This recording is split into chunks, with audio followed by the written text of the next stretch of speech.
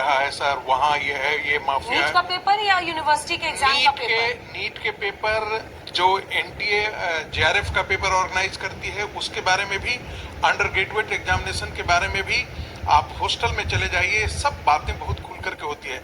मैं पिछली बार भी जब एनटीए के डायरेक्टर थे, उनको मैंने पर्सनली फोन करके बोला था, ये मैं फिर ऑनलाइन आज तक मैंने बोल रहा हूँ कि साहब पूरे दुनिया को पता हो जाती है, आपको पता नहीं है इन सब चीजों के बारे में। तो उन्होंने कहा सेंटर में, देखिए बहुत सीधी सीधी बात है, कहाँ से संभावना हो सकती है। एक जो क्वेश्चन पेपर बनाता है, आजकल डर से मुझे कई जगह से एग्जाम क्वेश्चन पेपर बनाने के लिए मुझे इनविटेशन आता है, मैं जाना बंद कर दिया हूं, ताकि पता नहीं कौन कहां पर करेगा, और सारे ठिकरे जो होता है वो हम भी पुलिस के थाने में घूमते हुए नजर आएंगे।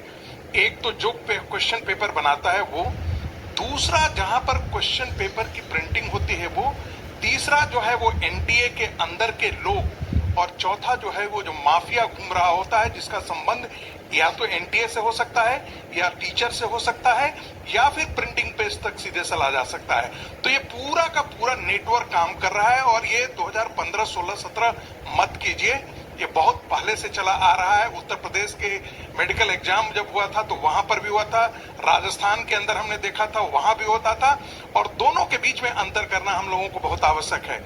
जो सीबीएसई में हुआ है वो टेक्निकल ग्लिच है, और ऐसे टेक्निकल ग्लिचेज जो है वो आपको दुनिया के हर देश में बहुत अच्छा, अमेरिका की टेक्नोलॉजी है, सैट पेपर जो है 2020 के अंदर ही, उसमें भी ऐसे टेक्निकल ग्लिचेज है।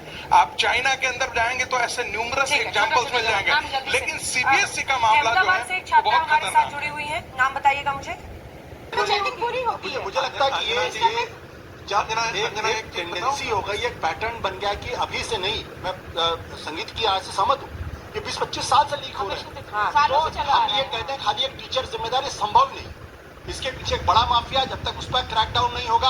आखिर क्यों सीबीआई ने जो नेट और उसका यूजी का एग्जाम था, तो क्लोजर रिपोर्ट क्यों लगाई? कोर्ट को दिखाई पड़ रहा है कि इस पूरे मामले में गड़बड़ी है, और सीबीआई को नहीं दिखाई पड़ रहा।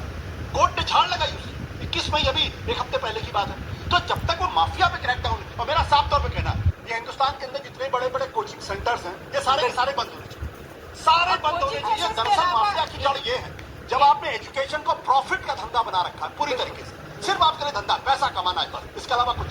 और उन्हें आजकल तो, और उसमें भी एक सेकेंड, और उसमें भी आजकल हो गए हैं स्टार टीचर्स, यूट्यूब वाले स्टार टीचर्स, जिनको कुछ जानना ना कौड़ी, कभी ब्लैक बोर्ड लेकर कुछ एक्सप्लेनर बनाते हैं, खाली व्यूज बटोरते हैं, उटपटांग ग्राफ्स लिखते हैं, और उसके बाद से अपने आप को इतना महारथी समझने लगते हैं कि कुछ लोग उनको फॉलो करने लगते हैं उनके तमाशे की वजह से, और फिर वो जाकर जहां पर जो आता है वो बोलते हैं, और उसके दम पर फिर वो पैसे वसूलते हैं, छात्रों से वसूलते हैं।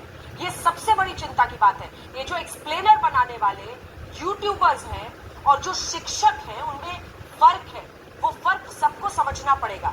ये जो आकर पैसों के लिए अपना धंधा बना रहे हैं एजुकेशन को, वो एक तरफ है, और इसी वजह से स्कूल्स, कॉलेजेस, यूनिवर्सिटीज में पढ़ाई नहीं होती है। बच्चों से कह दिया जाता है कि भैया तुम कोचिंग सेंटर कोई ज्वाइन कर लो, तभी तुम क्रैक कर पाओगे। ये कैसी व्यवस्था में हम जी रहे हैं?